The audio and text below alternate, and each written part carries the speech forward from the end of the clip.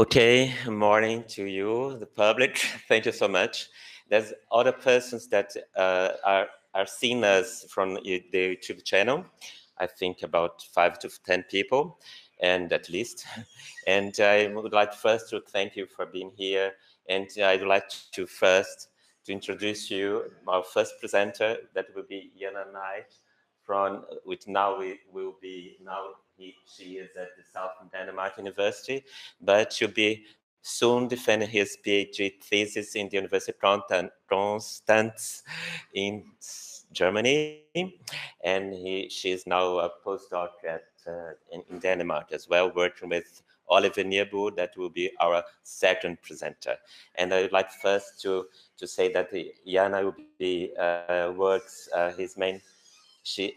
main theme is rhetorical questions, the prosody of rhetorical questions, and today she will be talking about towards balance and boundaries in public discourse, expressing and perceiving online hate speech. And I would like to thank Jana for her talk and wish her good luck and a very nice presentation. Thank you, Jana. Hello, everyone. As Plinio already said, my name is Jana Neitsch, and I'm from the SDU in Denmark. And today I'm going to present you our project about hate speech, online hate speech. I just started working on, to be honest. So this is a rather interactive talk, since I would like to involve you as an audience and also your experience with hate speech. And if you have any questions, please raise your hand and just do ask in class. Okay, first of all, let's focus on what hate speech actually is. So I think we all agree on the fact that the 3 examples listed here are hate speech comments. You idiot, such a stupid guy. I hate people who say that, whatever. But what about comments such as the following ones? For instance, I have nothing against foreigners, but they're rude. Or, aren't these people so incredibly kind? So what do you think? What's your opinion about those examples? Do you have any idea? Would you suggest that all those are hate speech comments?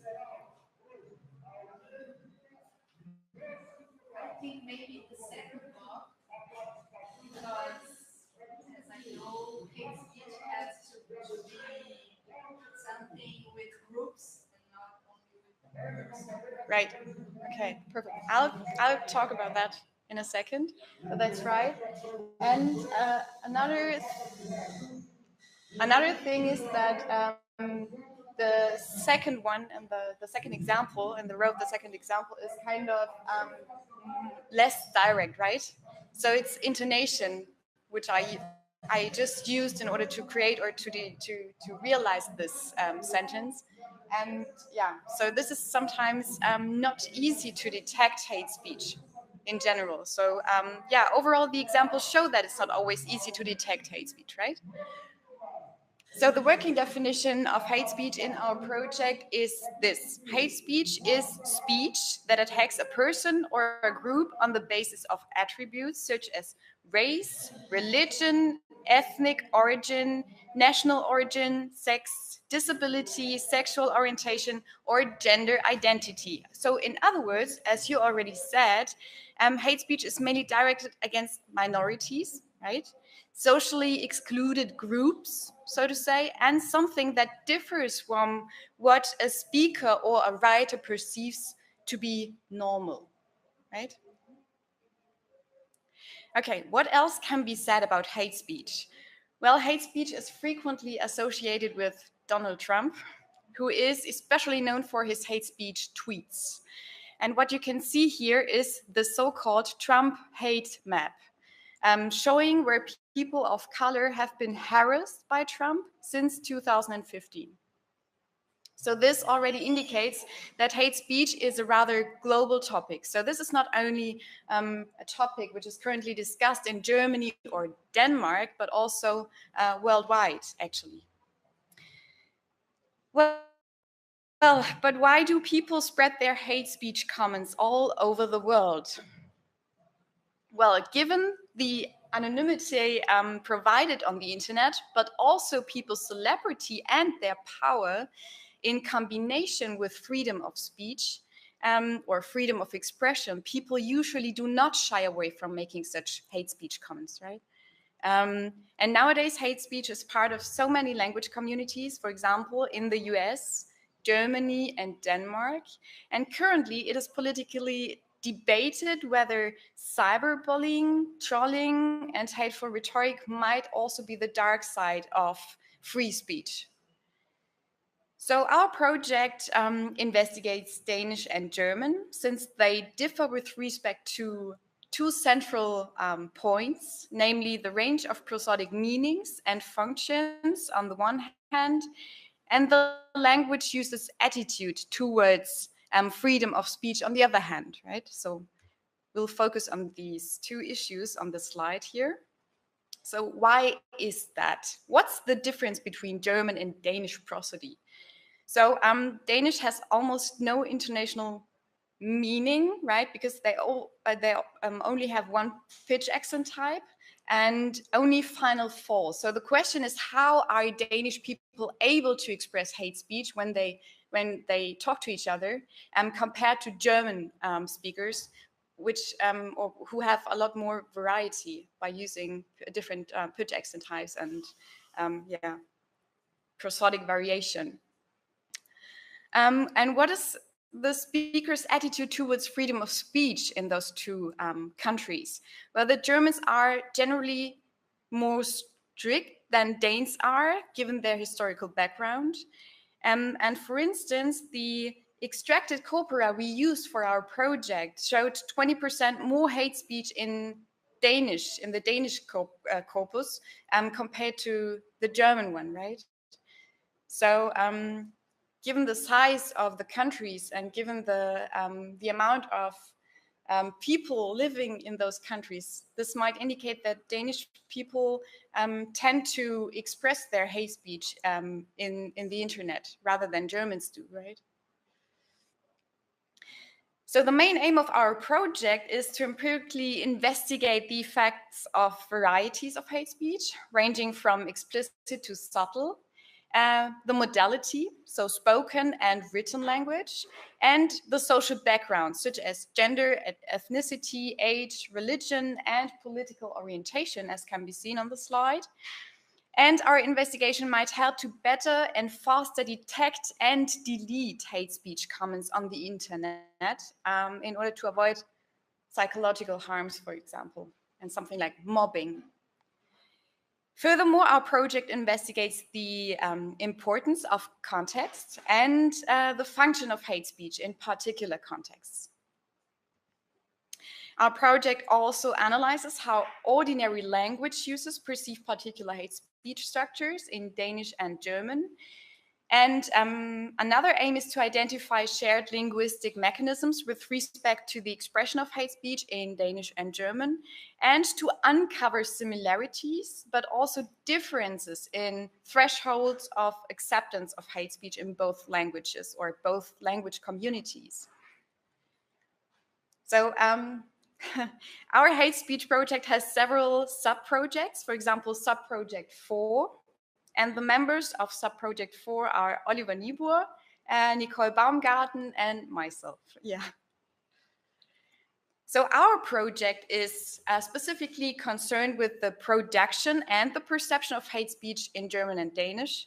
And our investigation is based on both written stimuli extracted from Twitter and Facebook, and on spoken language. So more specifically, the project focuses on whether the actual modes of hate speech and the perception affect participants' judgments of hate speech expressions. Well, our research questions are the following ones. How do read and heard words influence people's perception of and reactions to hate speech? Where does hate speech begin, and what is acceptable in social media environments? So where is the border, if there is any? And do judgments depend on whether hate speech is read or heard. That is hate speech a matter of the words that are used, or might it also be possible that prosody plays a role? So yeah, and the lexical elements and their meaning, so semantics. Now let's talk about the stimuli. The stimuli are based on authentic written language extracted from Twitter and Facebook, as already mentioned. And the extracted stimuli will be used in the original version and in adapted versions.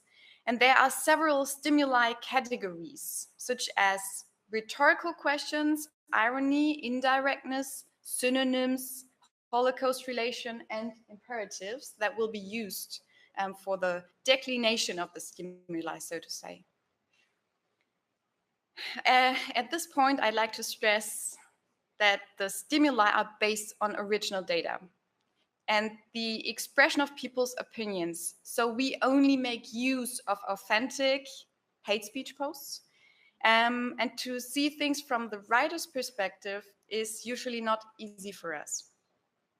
Here's an example. So on New Year's Eve 2015 to 2016, all headlines in German newspapers were related to sexual assaults in Cologne, where male refugees were involved in accusations of rape. And people started to express their personal opinions in social media, such as Facebook and Twitter.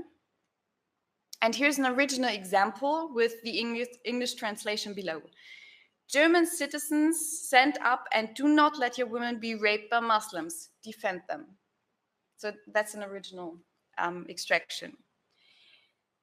The stimuli in the adapted versions were modulated according to the classifications I already mentioned: rhetorical questions, irony, indirectness, synonyms, Holocaust relation, and imperatives. Why? Because these are the most frequent forms of hate speech in social media that can be found in general. So regarding the rhetorical question classification, a rhetorical question was added at the end of the original stimulus, as can be seen on the slide, such as, why shouldn't we protect our women? So in this context, it's pretty clear that this is meant as a rhetorical question.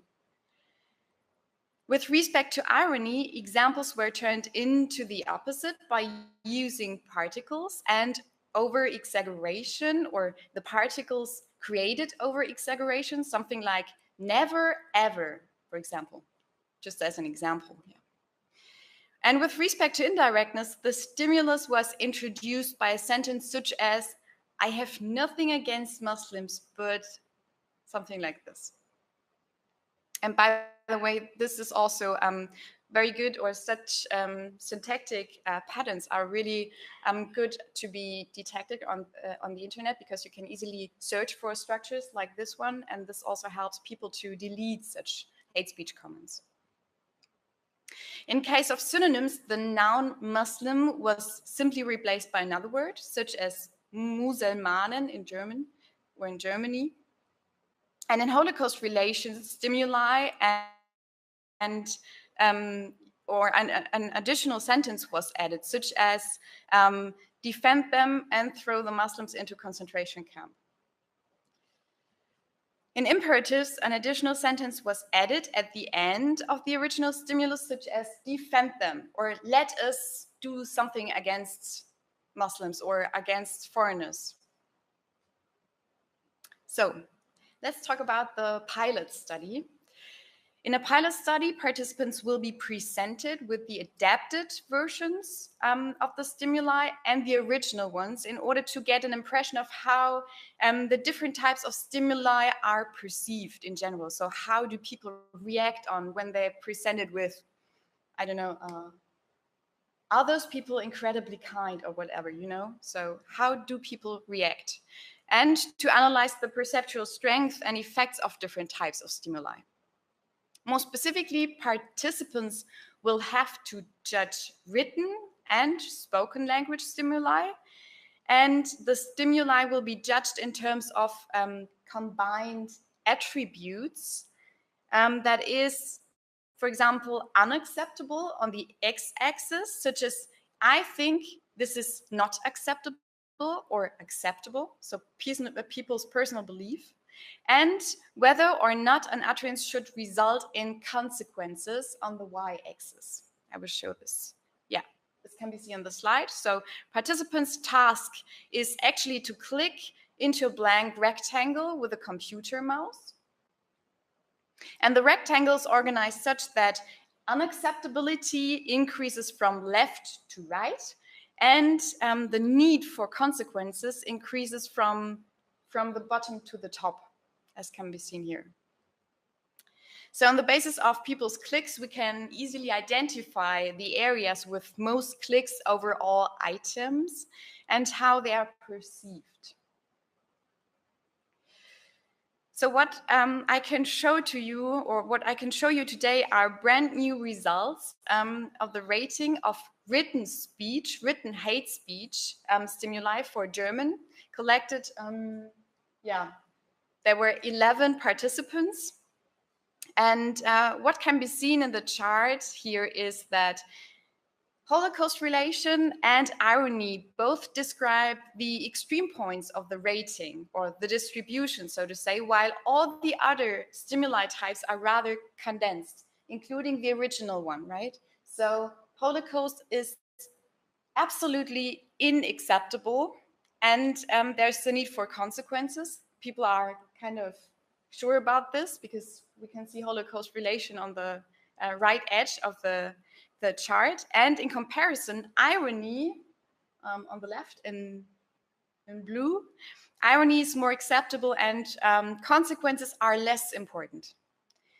So this might also be due to its ambiguity, because in written language, irony is not always easy to be detected. Additionally, our stimuli were designed such that two different target groups were addressed, namely Muslims and foreigners. And our results furthermore show that the foreigner expression is less acceptable and more in favor of consequences. So, why? There are three possible explanations. One reason might be that the varying syntax and semantics of both types of stimuli, because since we used original data extracted from the internet, they weren't identical, right? So we had to use two different target groups. And the foreigner expression is, or no, foreigner is the generic term, including Muslims. And the third possibility might be that Muslims represent the stigmatized minority. Well, subsequent to the pilot study, the target question of experiment 1 is about physiological and behavioral variables, namely, how do red words influence people's perception of and reaction to hate speech? So people in this target question refers to different social classes of perceivers. And perception refers to physiological variables reflecting the level of people's arousal. And reaction refers to clicks onto the white rectangles, as just seen on the slides.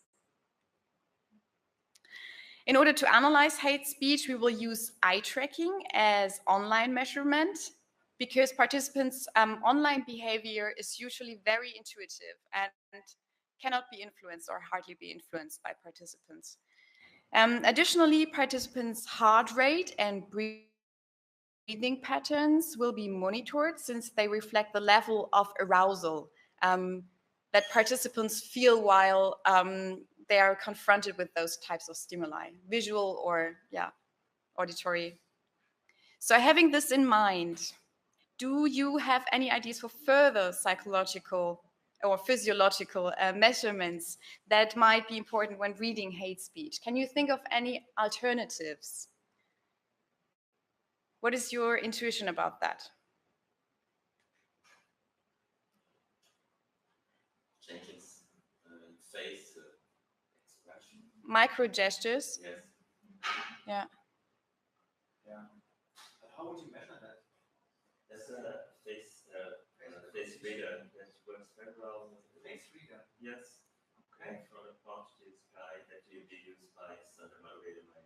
Okay. We would be the link then. Yeah, definitely. That'll be cool. Yeah. It's used very easily, and it tracks very minor details about the eyes here, and even from here. Really cool. Yeah. Yes. Are you thinking about something else? No? Okay.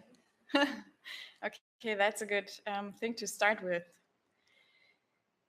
In experiment 2, a selection of spoken stimuli based on the previous studies will be recorded by 2 phonetically trained speakers from each language, so perhaps one male and one female, but we're currently thinking about this topic or this issue. And subsequently, the recorded stimuli will be manipulated prosodically with solar in Praat in terms of their intonation, speech rate, and pitch. Okay, so now let's move on to the interactive part, which is mainly based on your own experience, because I'm very curious to find out how hate speech. How would you define hate speech here in Brazil? So which role does hate speech play in Brazilian politics? And can you think of any politicians who use social networks as a channel to express hate speech? And to what extent is hate speech accepted in Brazil? So I think that'll be cool to discuss. It's easy because Okay, everybody's smiling. well, with the current president, it's so easy to have so many examples of hate speech coming from people, because we are not satisfied with things that he is doing against the universities, mostly the federal ones, mostly the federal ones. I'm for people from the channel, YouTube channel. I'm just talking about what's things relate to hate speech in Brazil, and with this new president, we are seeing a lot of protests against things that he's doing against the universities, and about things that he is not doing, and we expect that he would be doing. I think the majority of people are not satisfied with that. Then we have seen a lot of hate speech against him. Another thing that during his campaign he sort of elicit hate speech behavior from several groups, because he defended the use of guns and for protecting families and things like that. And we are living a very difficult time where hate surrounds us, sort of. I don't know if the other ones would like to add something. Here in Brazil, we have a tradition that's called racial democracy. I don't know if you heard about it. It's like a myth that here in Brazil we don't have racism. Ah, okay. You know, so we live here in harmony because we are mixed people, and then all this stuff has nothing with us. And this is very difficult because the hate speech sometimes, many times, it's seen like jokes. Oh, this is not hate speech. This is a joke, because here in Brazil we don't have racism, we don't have sexism, because we live in peace. We are a very happy people. We make jokes all the time.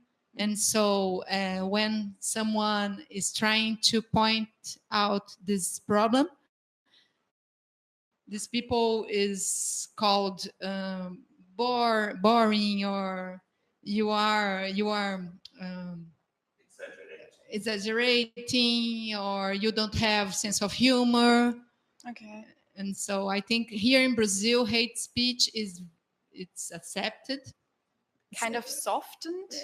It's accepted, maybe with hard words, but when people listen, they tend to think, oh, this is a joke. this is not serious. Okay.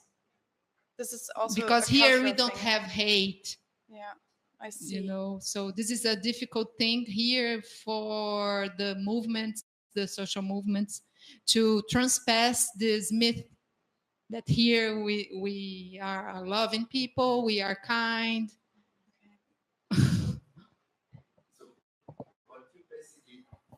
So what this basically means is that it's a matter of context, but in this case, the context is the society and its values of supposed to be humorous, funny people that would allow me to produce something that I can always take back and say, no, it was just a joke, something like that.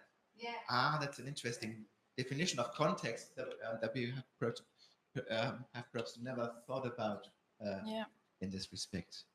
Very nice. I think there's also a second question that might even, in this particular respect, be also very interesting to ask, namely, who counts as the target group of hate speech? I think we have seen that in the presentation, at least in Germany and Denmark, it is very much the immigrants, the minority of immigrants that also, especially those perhaps that have come very, very recently and are not fully integrated as yet. So what is the Brazilian hate speech target? Is it politics or are different minorities of people? The rich, the poor, who is hate speech addressed to? I think most here in Brazil. The hate speech is most addressed for LGBT groups, gay, homosexual groups, I see. women groups, and also black people, poor people. But I think nowadays more LGBT, gay, homosexual groups, and women groups. Also, us. Intellectuals. Really? Yeah. Okay. So people who are studying, right?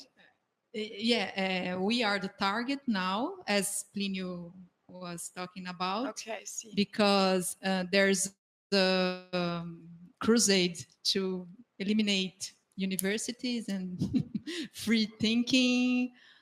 Okay. Philosophy and sociology, so Humanities. yes. Okay. Yeah. Like they call us like we don't do anything. We're here to smoke weed. They say things like that. And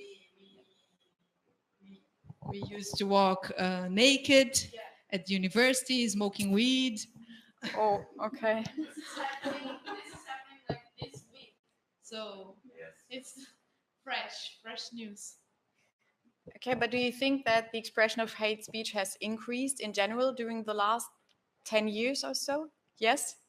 Yes, like yes. And one year from now, that is the new president. It's like more allowed. I think violence in general. So in speech also, and physical violence, but in speech it's more. Yeah, it's more frequent.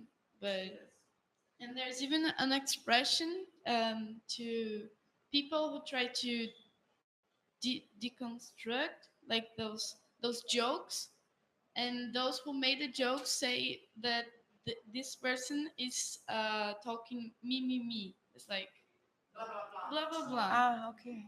You're trying to you're boring. Yeah, that's it. So, and there's a recent case.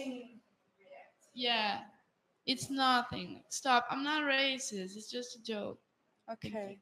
So are you kind of ignoring such comments also, or in conversation? No. Okay. No, people react. Really, they react, and that's what they say towards. Yes, people react against I these see, okay. things in very. Unfortunately, it's as I don't know, but it's easy to do that in social media because you find people that are react very strongly against it, and others that are trying to find a middle term. But the fact is the violence against women and LGBT people raised a lot in the last years, a lot. Here in Campinas have an incredible increase in from husbands and boyfriends just killing their wives and girlfriends, and the same against LGBT people and against Black people as well. Okay.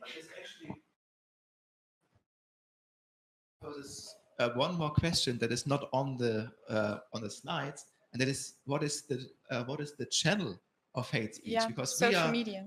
We are so much focused on social media here, but from the comments that you made, it sounds a bit as if there's, well, at least a substantial amount of what we called perhaps something like offline hate speech, so, something that you do directly to other people, so without any social media filters in.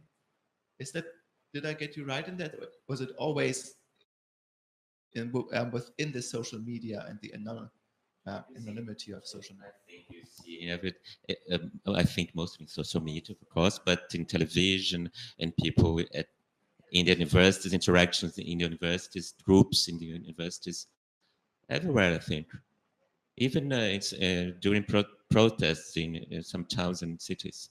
Now it's becoming very. It's a big problem, I think.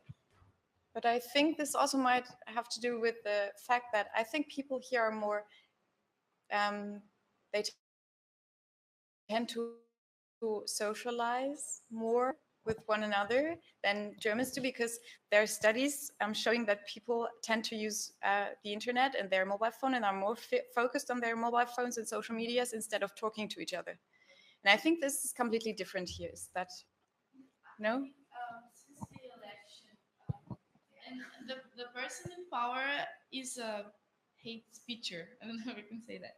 But I think people are feeling more allowed to express that, not only behind the screen. Like, the screen is kind of a protection, because it's, I don't know, a mask or something. But anonymity. These scenarios giving them freedom to not be punished, or not, to almost be right, like they are working for the government, but not officially, of course, but it's kind of like that.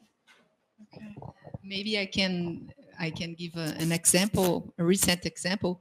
Our president, he as Trump does, he used to do tweets and to speak at Twitter is the main channel. And a few days ago, he said, if you are LGBT, don't come to Brazil. You are not welcome here, because here we have families. But if you want to have sex with women, okay, you can come. Okay. He said that. Okay. A few days ago. And how do people react? We cry a lot. Yeah, we scream and we cry also. We are sad. Protesting. Yeah. Protesting. Right. Okay. Yeah. But some people said, "Oh, it's okay. Is there a problem to have sex with woman? It's okay." No, he is saying you can come here and you can have sex with women. This is sexual tourism. Yeah. And then LGBT said, we have families. We are family. So in Brazil, we have family. Yes, we also have families, and we are also Brazilian. And so you have a man who speaks like that in Twitter, and then that's shocking. Yeah. Yeah. Okay, thank you. May I just ask you one last question, because as a phonetician, I would like to know whether there are prosodic features you might think of when people realize hate speech. So how is hate speech, what do you think, how is hate speech usually realized in Brazil? I think mostly voice quality. Voice quality. Yes, tension in the larynx. Yeah. Of course, intensity. Mm. I think are the main ones, but probably some prosodic changes and emphasis or something like that. But voice quality, I think it's the first one I would think about, because the tension in the larynx, and breath, speech, or roughness, something like that. Okay. It's basically phonetic features and not phonological features. Yes, the first things I think is of course that is the lexicon, and phonology goes with that, but most in phonetics, I think so. And the expression of emotion in general in the face, as well in the face. Yeah. I think if the face is available, because if you're in social media, you have only the words. But if you are in WhatsApp, you can send audio files as well. Or emojis, right? Yes. Yeah. Okay. Well, I think that, yeah, this is it. So thank you very much for the opportunity to give this talk, Plinio, and thanks for your attention.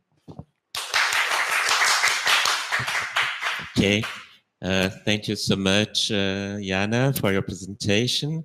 I'd like to say that before starting the second presentation, I'd like to open the possibility of questions through the YouTube channel. We have a colleague here that will say to us if there's some questions.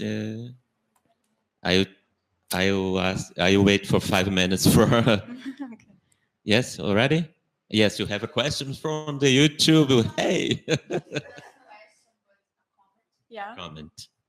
Julio is saying that perhaps fundamental frequency, intensity, and speech rate from the prosodic cues. Yes, I will say again because she was not using the microphone.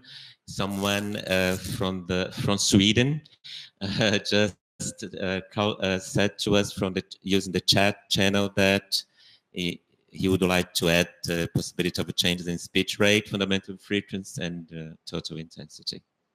Yeah. Speech rate. Yeah. Yeah. It's the first one I said. Okay. Thank you.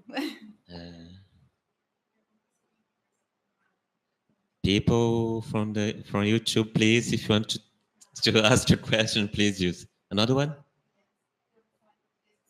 Yes.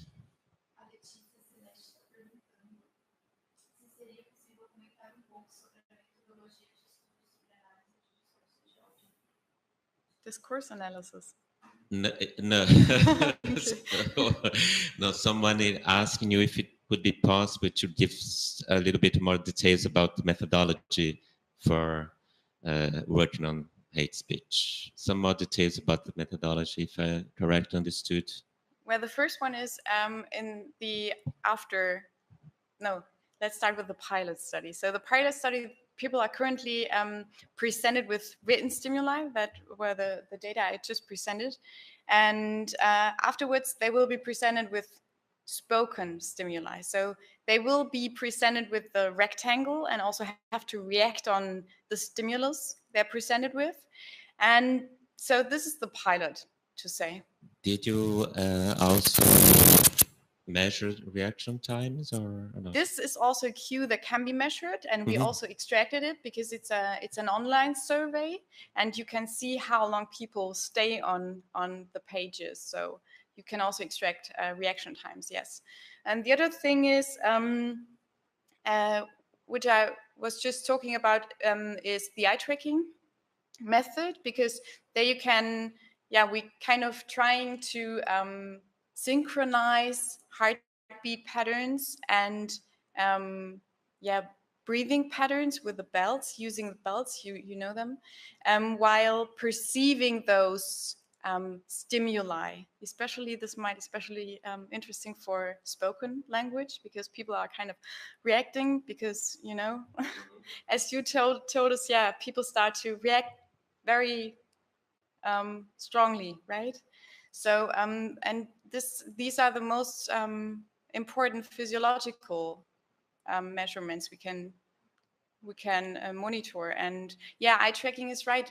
Eye tracking, yeah, you cannot kind of prevent fixing stimuli or fixing specific items on the screen, presented on the screen. So I think this might be, yeah, a good point to start with. But Ollie, if you want to add on. Well, I just basically have to add that we have to see that this is the first pilot study of a whole series of perception experiments that will come in the next 2 years, and we successively proceed from something that is very natural materials. What Jana has presented today was these were actual hate speech comments from Twitter or Facebook. I'm not sure about the exact source, but we've got extracted them from these corpora.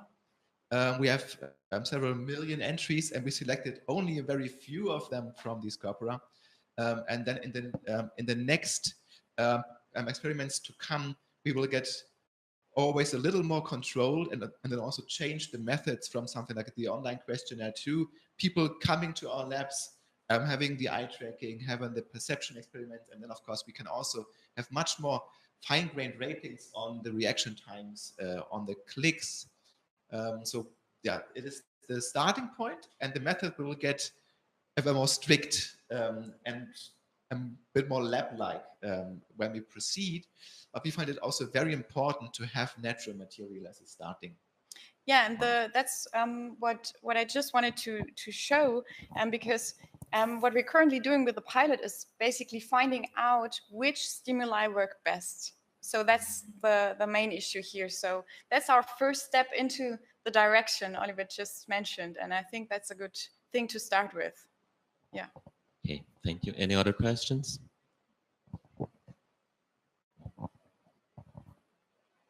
I have a sensation that most of perceiving a hate speech, it's about the lexical content. So if you hear or if you read it, you are paying attention on lexical content. Yeah. Do you think that there is a way to exclude lexical content and ask people if they can perceive hate speech only by hearing some from spoken? Yeah. That's a really good question.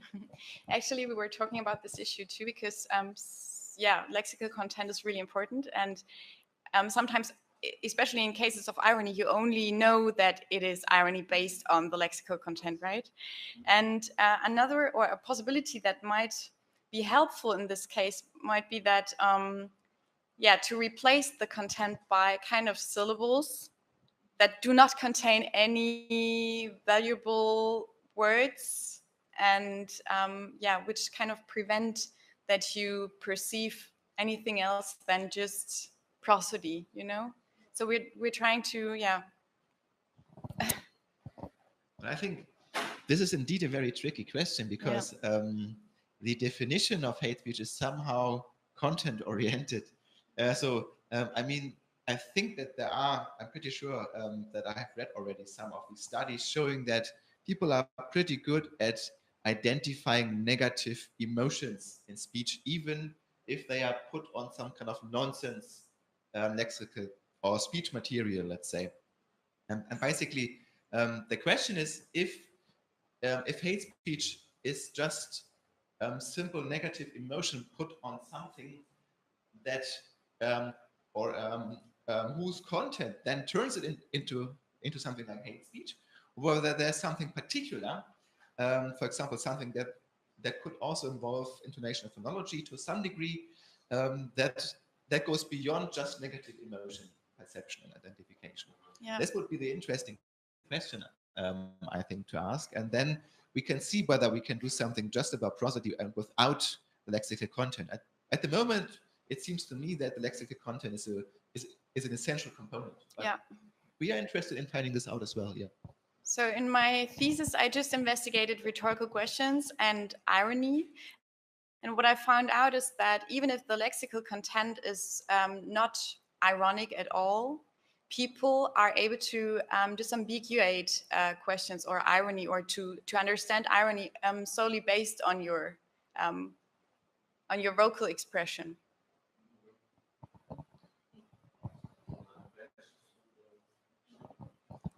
Okay, thank you so much, Jana, again, and thank you people here. Thank you very much. and Thank people through the channel. I think you were start to prepare the second presentation. I would like to say to people just seeing us from through the channel. Oh my God, it's so different for me. I'm feeling like to present at the TV show. That will be off for between 5 to 10 minutes just to prepare the material for the second present. Be there, don't change the channel. Okay, Pep.